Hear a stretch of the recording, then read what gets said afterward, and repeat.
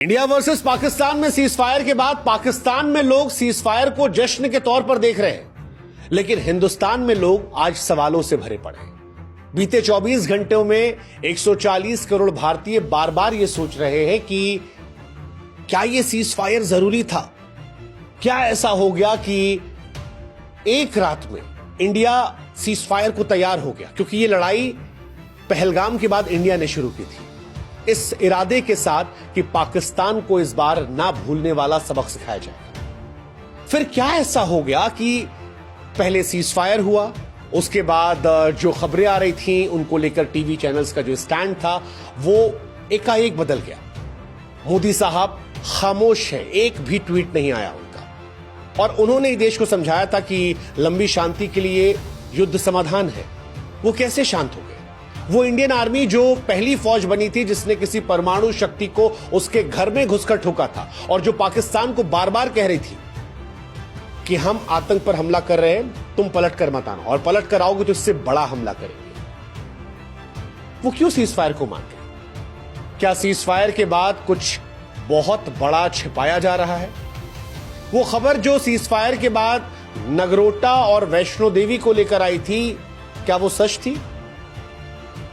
और एक सवाल जो बहुत बड़ा चल रहा है, जिसके बारे में कोई बात नहीं कर रहा, कि सीज फायर के पीछे की क्या न्यूक्लियर स्टोरी है?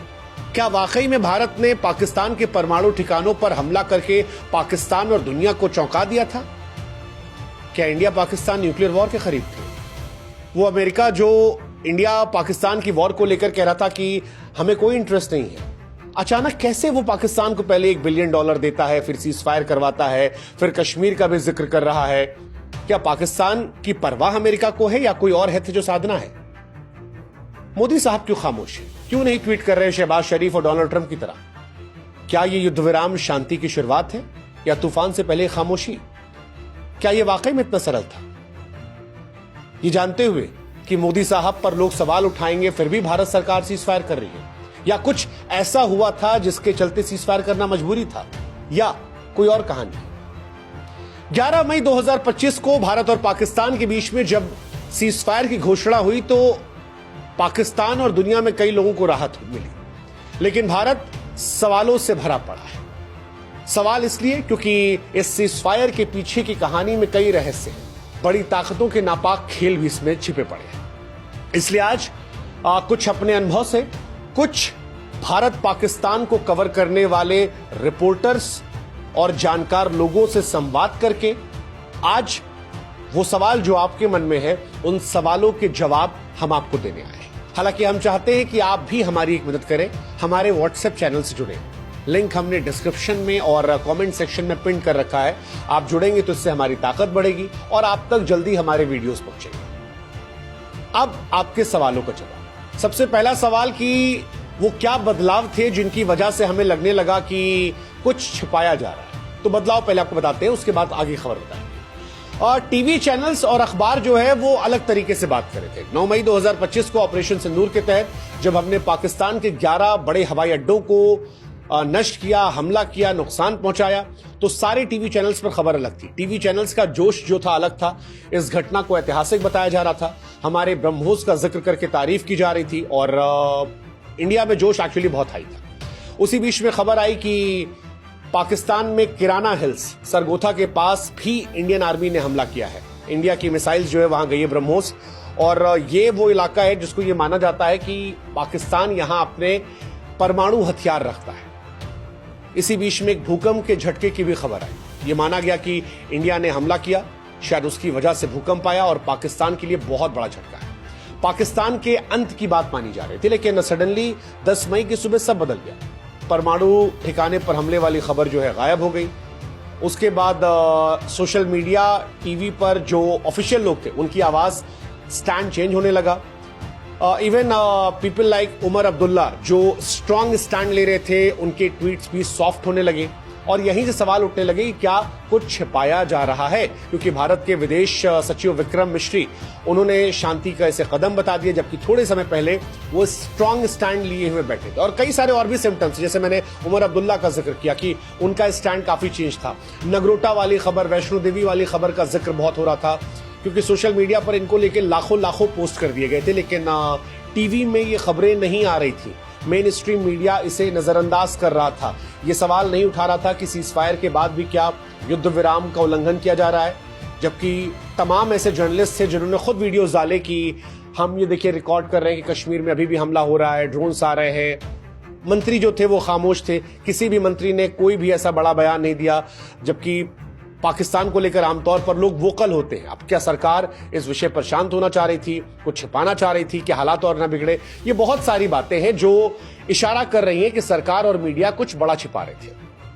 किराना हिल्स पर हमले की सच्चाई और परमाणु खतरे को लेकर भी सवाल उठ रहे थे कि क्या ये इसलिए है कि भारत के पाकिस्तान से रिश्ते खराब हो सकते थे, या इंडिया अमेरिका पाकिस्तान ने कुछ चर्चा की। बहुत सारी बातें जो हैं ये निकल कर आई, लेकिन यहीं से भारतीयों के मन में सवाल आया कि ये छिपाया क्यों जा रहा है और क्या वजह रही कि हमने एकदम से वक्त बदला, जज्बात बदले, हालात बदले, स्टैंड बदला, क्योंकि इंडिया में बहुत सारे लोग मायूस इस बात को लेकर हुए। अब इसका जवाब हम आपको देते हैं। जवाब है कि यह कहानी जाती है नूर खान हवाई अड्डे पर हमले को लेकर। नूर खान हवाई अड्डा पाकिस्तान की सेना के लिए बड़ा महत्वपूर्ण जगह है। क्यों? क्योंकि वहां परमाणु रणनीति का सबसे अहम केंद्र है। यह पाकिस्तान की स्ट्रेटेजिक प्लान डिवीजन का मुख्यालय है। आसान शब्दों में अगर आपको समझाएं तो पाकिस्तान के जो परमाणु हथियार है, ऐसा माना जाता है कि वो इसी हवाई अड्डे के आसपास है। और भारत ने जब 9 मई को ब्रह्मोस मिसाइल से अटैक किया था तो यह माना गया कि पाकिस्तान में यहां पर बहुत ज्यादा नुकसान हुआ, परमाणु हथियारों की सुरक्षा को नुकसान हुआ। हालांकि ऑफिशियली इसको लेकर नहीं कुछ कहा गया, लेकिन अनऑफिशियली जो बात आई वो ये कि इस हवाई अड्डे से 50 किलोमीटर के आसपास ही परमाणु हथियार रखे थे और भारत को पता लग गया। भारत ने वहां पर अटैक किया, जिसने पाकिस्तान की सबसे कमजोर नस को दबा दिया। कमजोर नस क्यों कह रहे हैं? क्योंकि पाकिस्तान इंडिया से सीधे वॉर नहीं लड़ सकता। 2, 3, 4 दिन के ऊपर वो नहीं टिक सकता अपने आर्थिक हालात को देखते। पाकिस्तान ने भी अमेरिका से कर्ज लिया है, लेकिन पाकिस्तान भारत को न्यूक्लियर वॉर का डर दिखा सकता है। लेकिन जब भारत ने पाकिस्तान के न्यूक्लियर अड्डों के आसपास हमला कर दिया और एक मैसेज दिया कि हम इतनी हैसियत रखते हैं कि हम तुम्हारे न्यूक्लियर अड्डों को भी तबाह कर देंगे, तो पाकिस्तान के लिए बौखलाने वाला मूवमेंट था। और वो आधी रात को हमने महसूस किया था, जब रात को 3:30 बजे पाकिस्तान के DGISPR प्रेस कॉन्फ्रेंस कर रहे थे, जब पाकिस्तान के न्यूज चैनल्स में लोग कलमा पढ़ रहे थे। उस वक्त उनकी टोन, उनकी भाषा ये बता रही थी कि इंडिया ने कुछ बहुत बड़ा कर दिया है और कुछ ऐसा किया है जो उनकी कमजोर नस को दबा रहा है। उस वक्त ये पता नहीं था क्या है, लेकिन बाद में ये कहानी आई कि किराना हिल्स जो सरगोथा के पास है उसे निशाना बनाया गया। ये पाकिस्तान का बड़ा परमाणु हथियार भंडारण स्थल है और यहीं से बहुत सारे सवाल आ गए। क्या इंडिया ने उनको नष्ट करने की कोशिश की, या ये चेतावनी थी कि हमें पता है, सावधान रहो, या भारत का मकसद उसे नष्ट करना नहीं बल्कि पाकिस्तान को डराना था, एक रणनीतिक दांव था? लेकिन जो कुछ था ये पाकिस्तान को हक्का बक्का कर गया और यही सारी सवाल शुरू हो गए। अब एक्सपर्ट्स या जो अंदर खानी कहानी आ रही है वो ये कह रहे हैं कि पाकिस्तान की सेना इस हमले के बाद टूट गई थी। उनके हवाई अड्डे तबाह हुए थे, उनकी हवाई सुरक्षा बेकार हुई थी। वो लास्ट होप अपने परमाणु हथियारों को मानते हैं और क्योंकि पाकिस्तान वो देश है जिसने इंडिया की तरह नो फर्स्ट अटैक को साइन नहीं किया। अगर आप में से लोग नहीं जानते तो उनको बता दें, भारत ने जब परमाणु हथियार बनाए तो उसने कहा नो फर्स्ट यूज, यानी हम कभी किसी देश पर पहले परमाणु हमला नहीं करेंगे। लेकिन पाकिस्तान ने ऐसी कोई बात नहीं कही है, ऐसा कोई डील नहीं किया है और पाकिस्तान इसी बात का नाजायज फायदा उठाता है। माना गया कि किराना हिल्स पर हमले के बाद पाकिस्तान इतना डर गया कि वो परमाणु हथियार इस्तेमाल करने की सोचने लगा, या ऐसी कहानी बनाने लगा भूमिका जिससे अमेरिका को यह पता लगे कि वो परमाणु हथियार के बारे में सोचना शुरू कर रहा है। कई खबरें कहती हैं कि पाकिस्तान ने अपने परमाणु हथियार इधर उधर करने शुरू कर दिए ताकि भारत नष्ट न कर पाए। कुछ ने यह कहा कि पाकिस्तान ने परमाणु हथियारों को लेकर एक टेस्ट किया जिसके चलते एक और भूकंप आया था, जिससे अमेरिका को पता लगा, अमेरिका ने इस हलचल को पकड़ा। कहा जाता है कि पाकिस्तान ने एक छोटा सा परमाणु टेस्ट किया था, ये चेतावनी के तौर पर कि अगर इंडिया कंटिन्यू हमला करता रहेगा तो परमाणु हथियारों का वो इस्तेमाल कर देगा। और पाकिस्तान के लिए ये अपने एग्जिस्टेंस की भी लड़ाई है, क्योंकि पाकिस्तान फाइनेंशियली खत्म है, वॉर के तौर पर भी वो खत्म है। ऐसे में हम तो डूबेंगे सनम तुमको ले डूबेंगे वाली फॉर्मूला हो सकता है। ये सारी कहानी जो शुरू हुई और यहीं से अमेरिका की एंट्री हो गई। इससे पहले अमेरिका जो था वो पिक्चर से पूरी तरह गायब था। हालांकि पाकिस्तान के इस कदम के बाद परमाणु नीति पर बहस भी शुरू हो गई है, क्योंकि जैसा हमने आपको बताया कि नो फर्स्ट यूज, इंडिया नहीं करेगा कभी पहले इस्तेमाल, अटल जी ने कहा था। हालांकि हमारे पूर्व रक्षा मंत्री मनोहर पर्रिकर साहब ने 2016 में कहा था, राजनाथ सिंह साहब ने भी कहा था 2019 पे कि इसको हमें फिर से सोचना चाहिए, क्योंकि हमारे पड़ोसी चाइना और पाकिस्तान है और ये कोई नैतिक देश नहीं है, ये कुछ भी कर सकते हैं। ऐसे में या तो ये भी ट्रीटी को साइन करें या फिर हम अपना स्टैंड चेंज करें कि हम भी यूज करेंगे पहले। ये एक कहानी चल रही थी। खैर, अमेरिका यहां से सीन में आता है और अमेरिका यहां से दोस्ती भी करता है, छल भी करता है, लालच भी करता है, इंडिया को बचाने की भी बात आती है। बड़े एंगल निकल कर आ रहे हैं, आखिरी फैसला आप तय कर लीजिएगा। अब अमेरिका को शुरू समझते हैं। जब इंडिया ने पहली बार अटैक किया तो पाकिस्तान पर अटैक को अमेरिका ने सही ठहराया था कि आतंकवाद के खिलाफ कदम। लेकिन जब इंडिया किराना हिल्स और नूर खान पर हवाई हमला करता है तो अमेरिका का स्टैंड चेंज हो जाता है। खबर आती है कि यहीं से अमेरिका जो है सीन में आता है और इंडिया को कॉल आती है। इंडिया से बातचीत करते हैं वो और सीज फायर का जिक्र होता है। कहा जाता है कि अमेरिकी विदेश मंत्री ने पाकिस्तानी सेना प्रमुख जनरल असीम मुनीर से बात की और उधर इधर दोनों जगह कहा कि आप लोग लड़ाई मत कीजिए। लेकिन सवाल यह भी कि क्या अमेरिका का जो ये पलटना है ये इंसानियत के नाते है, परमाणु जंग का डर था, या इसके पीछे अमेरिका का भी कोई खेल था?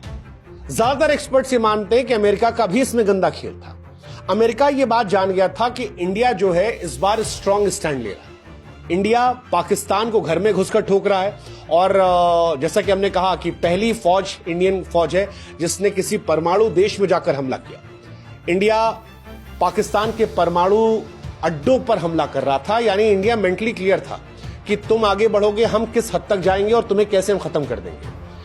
अमेरिका नहीं चाहता था कि पाकिस्तान के परमाणु हथियार को भारत खत्म कर दे। क्यों? इसके पीछे मल्टीपल रीजन हो सकते हैं। एक, अगर पाकिस्तान नहीं है तो अमेरिका का कोई फायदा नहीं है। पाकिस्तान के वजूद से अमेरिका का फायदा है।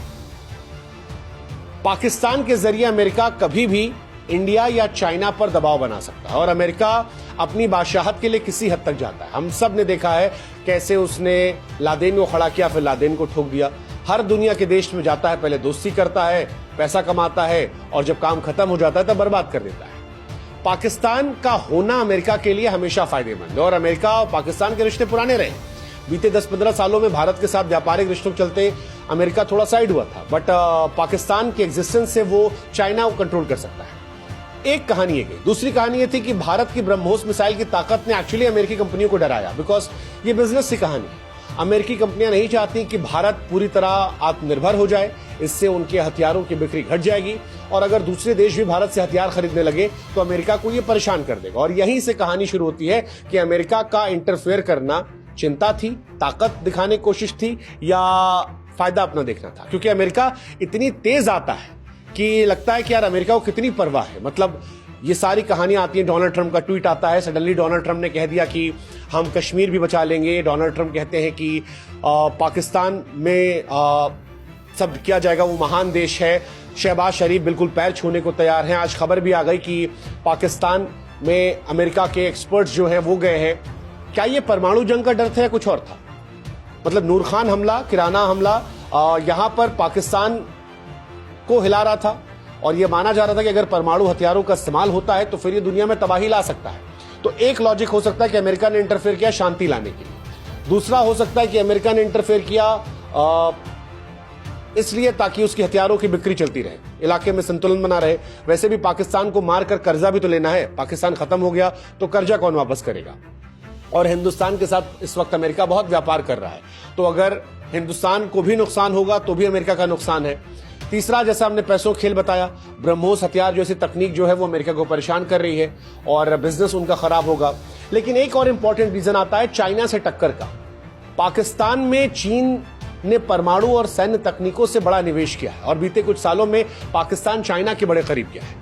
अब यह भी माना जा रहा है कि अमेरिका ने पहले पाकिस्तान को $1 बिलियन दिया ताकि पाकिस्तान जो है अमेरिका के पैर में सर रख दे और उसके बाद अमेरिका अब पाकिस्तान में अपने आप को मजबूत कर रहा है। खबर क्योंकि आई कि सीज फायर के बाद अमेरिका की टीम जो है NSA, वो रावलपिंडी पहुंची है। अब इसमें भी कई कहानियां आ रही है। एक कहानी आ रही है कि नूर खान हवाई अड्डे और किराना हिल्स में जांच की जाएगी।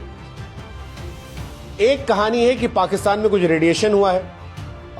एक मेन जो ये तो परमाणु खतरे की जांच वाला ही है कि विमान देखे गए और ये काफी ज्यादा चल रहा है कि भारत के हमलों ने पाकिस्तान के परमाणु हथियार की सुरक्षा को प्रभावित किया और अमेरिका मेक श्योर करना चाह रहा है कि परमाणु हथियार जो है वो गलत हाथों में ना जाए। हालांकि ये ऊपर की बात है, अंदर की बात ये भी आ रही है कि अमेरिका इस मौके का फायदा उठाकर पाकिस्तान के अंदर चीन की जो तकनीक है उसे हासिल करने की कोशिश कर रहा है। अमेरिका ने पैसा देकर पाकिस्तान को खरीद लिया और पाकिस्तान मतलब उनका तो कोई दीन ईमान है नहीं, जो ज्यादा पैसा देगा वो उधर, तो ये उनका हमेशा से स्टैंड रहा है। ये एक छिपी कहानी हो सकती है।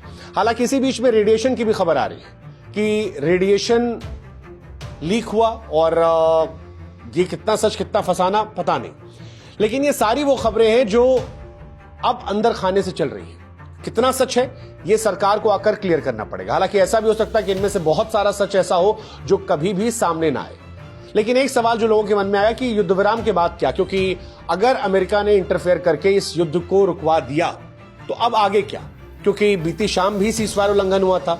फिलहाल माना यही जा रहा है इंडिया पाकिस्तान के कॉन्टेक्स्ट में कि ये युद्ध विराम एक छोटी राहत है, लेकिन ये एंड नहीं है, क्योंकि अभी भी कई बड़े बदलाव है। पाकिस्तान में अभी भी अस्थिरता है। हालांकि ये माना जा रहा है कि अमेरिका अब गया है तो पाकिस्तान के अंदर पॉलिटिकल और सेना के तौर पर अगले कुछ दिनों में कई बड़े बदलाव मिलेंगे। मतलब ऐसा हो सकता है कि कई बड़े पाकिस्तान के अधिकारी जो हैं वो बर्खास्त कर दी जाएं, कुछ नेताओं के अंदर बाहर होने खबर हो जाएगी और कुछ नई नियुक्तियां जो हैं वो भी देखने को मिल जाएंगी। एक कहानी है।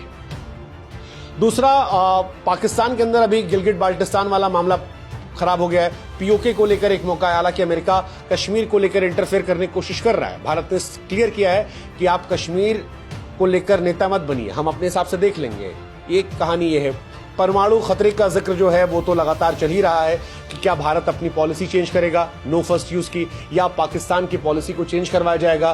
क्योंकि अगर भारत पाकिस्तान से न्यूक्लियर वॉर को लेकर युद्ध रोकता है तो पाकिस्तान हमेशा इस चीज का जिक्र करता रहेगा। ऐसे में भारत को एक अल्टीमेट सोल्यूशन चाहिए होगा न्यूक्लियर वॉर को लेकर कि क्या इसका सोल्यूशन है। या तो जैसा हमने कहा, या तो हम भी अपनी पॉलिसी चेंज कर दें कि भाई साहब जब हमको लग रहा है कि तुम उठाने वाले हो उससे पहले तुमको मार के हम खत्म कर दें, या तुम भी साइन करो कि नहीं लड़ेंगे और दोनों ताकत दिखाएंगे, पापा को नहीं बुलाएंगे या घर से चाकू और सामान लेकर नहीं आएंगे। वो भी देखने वाली बात है। एक कहानी जो है वो ये है कि अब पाकिस्तान में अमेरिका वर्सेस चीन भी हो सकता है, क्योंकि अमेरिका इतना पैसा खर्च रहा है। अमेरिका चाहता है कि वो इंडिया और पाकिस्तान दोनों को थोड़ा थोड़ा कंट्रोल करे। जैसे रशिया यूक्रेन के युद्ध में इंडिया की पावर का काफी जिक्र हुआ था। इंडिया ग्लोबली काफी पावरफुल बन गया था कि हम दोनों से बात कर रहे थे। अमेरिका भी वो चौधराहट दिखाना चाहता है कि देखिए हम कंट्रोल कर रहे हैं, दुनिया में सुपर पावर हम। लेकिन इन सबसे क्या भारत कमजोर हुआ है? नहीं, भारत नहीं हुआ है। भारत ने अमेरिका से लेकर पाकिस्तान को औकात दिखाई है, विच इज ट्रू, और ये हमें आपको मानना पड़ेगा। इसके कई वजह। एक, कभी कोई सोच नहीं सकता कि किसी देश के न्यूक्लियर पावर प्लांट के पास हमला कर दी जाए। इंडिया ने वो हमला किया। पाकिस्तान की वो मस्जिद जिसको दुनिया ने देखा, जिसे हमने उड़ाया, और जहां जैश ए मोहम्मद का कैंप था, पाकिस्तान के आतंकवादियों को हमने मारा। पाकिस्तान सिर्फ इस बात से खुश है कि सीज फायर हो गया। हम इस बात से नाखुश हैं कि सीज फायर हो गया। ये बता रहा है कि हमारे और पाकिस्तान के सोचने में कितना फर्क है। हमने उनको अपनी ताकत का एहसास कराया, हमने शक्ति प्रदर्शन किया और पाकिस्तान को स्पष्ट संदेश दिया। फिलहाल पाकिस्तान अमेरिका की गोद में है, लेकिन भारत इस बार शायद क्लियर है। और इसी हमें लगता है कि ये सवाल उठना चाहिए कि ये शांति जो है ये क्या तूफान से पहले ही खामोशी है? क्योंकि युद्ध विराम जो है ये एक बार परमाणु जंग को रोकने में कामयाब रहा, लेकिन शायद ये ठहराव है। भारत के किराना हिल्स और नूर खान पर हमलों ने पाकिस्तान को ये मैसेज तो दे दिया है कि हमारी नजर है उनकी हरकत पर और हम जानते हैं तुम्हारे परमाणु हथियार कहां हैं। तुम बदलोगे हम फिर पता कर लेंगे और हम ठोक सकते हैं। हमारी ब्रह्मोस मिसाइल ने उनको ये स्पष्ट संदेश दिया कि हम मेड इन इंडिया मिसाइल से तुमको उड़ा सकते हो, तुम्हारा डिफेंस सिस्टम कुछ नहीं कर पाएगा। दुनिया को मैसेज दिया कि इंडिया के हथियार अच्छे हैं, आप उन पर इन्वेस्टमेंट कर सकते हैं। लेकिन बीच में अमेरिका की टांग अड़ाना, टीवी चैनल्स का खामोश हो जाना और फिर कुछ कहानियों पर सरकार का चुप हो जाना, यह सवाल थोड़ा पैदा करता है, जिसकी वजह से ही शायद भारतीय थोड़ा परेशान है। और वो परेशान इसीलिए क्योंकि हमारी एक्सपेक्टेशन का लेवल सरकार से ये हो गया। But still again it's a victory. 1971 से कई बार लोग कंपेयर करते हैं कि यार इंदिरा जी ने ऐसा किया था, वो कहानी इस कहानी में फर्क है। इंदिरा गांधी ने जब किया था तब बांग्लादेश अपनी आजादी की लड़ाई लड़ रहा था, बांग्लादेश में ह्यूमन राइट वायलेशंस हो रहे थे, बांग्लादेश में लोग खुद भी मारने को तैयार बैठे थे। ऐसे में इंडिया को सिर्फ जाकर वहां एक बार पाकिस्तानी फौज को हराना था, बाकी काम बांग्लादेश को खुद करना था, और इंडिया ने वो किया, बांग्लादेश बन गया। बाकी कहानी अलग है। पीओके को लेकर हमारी क्लैरिटी है, जो आज इंडियन गवर्नमेंट ने कहा कि बात सिर्फ पीओके को लेकर होगी। जहां तक बात है बलूचिस्तान की, तो वो इंडिया से डायरेक्टली जुड़ा हुआ नहीं, जैसे पाकिस्तान बांग्लादेश से डायरेक्टली नहीं जुड़ा था, ऐसे भौगोलिक स्थिति हमारी और उनकी बहुत अलग है, और इस वजह से इंडिया के साथ वो जुड़ नहीं सकता, वो दूर पड़ता है, वो हमेशा एक अलग इलाके के तौर पर रहेगा। उसको आप कैसे जोड़ोगे भगवान ही जाने, वो एक प्रॉब्लम है। लेकिन उसके बावजूद पहला देश बनना जो पाकिस्तान पर अटैक कर रहा है, ये इंडिया की तारीफ करता है। हाँ, क्या इंडिया गिलगिट बाल्टिस्तान पीओके पकड़ मजबूत करेगा, ये देखने वाली बात होगी। इंडिया पाकिस्तान से कैसे परमाणु धमकियों पर निपटेगा, ये देखने वाली बात होगी। अमेरिका और चीन का खेल क्या होगा, ये देखने वाली बात होगी। इन सवालों का जवाब जो है वो शायद वक्त और दोनों देश की ताकतें या चालें तय करेंगी। लेकिन एक बात साफ है कि पिक्चर अभी बाकी है। ये शांति हो सकती है या फिर एक बहुत बड़े तूफान से पहले खामोशी, और मुझे लगता है कि हमें अपनी सरकार और अपनी फौज पर भरोसा करना चाहिए। मोदी साहब अभी भी खामोश हैं, और विदेश नीति में मोदी साहब का जलवा तो है। जिस तरह से पाकिस्तान के साथ उन्होंने डील किया है पहलगाम के बाद, हमारी आपकी सोच के दायरे को उन्होंने बढ़ाया है, और इस बात के लिए मैं उनकी तारीफ करूंगा कि पाकिस्तान के घर में घुसकर मारना बहुत बहुत बड़ी बात है। 1971 में पाकिस्तान न्यूक्लियर पावर नहीं था, इस बार पाकिस्तान न्यूक्लियर पावर है। उसके बाद हमने घुसकर मारा, परमाणु शक्तियों के अड्डे के बगल तक मारा, तो 1971 से कंपैरिजन नहीं है। Let's just show some faith. Bharat के तौर पर बीजेपी कांग्रेस के लिए बहुत वक्त मिलेगा, सरकार के तौर पर समर्थन करते हैं, और देखते हैं कि अमेरिका की नापाक चालों के बीच में पाकिस्तान कैसे बचता है। लेकिन सवाल फिर वही जाते आते आपसे कि क्या ये तूफान के पहले की शांति है, क्या लगता है?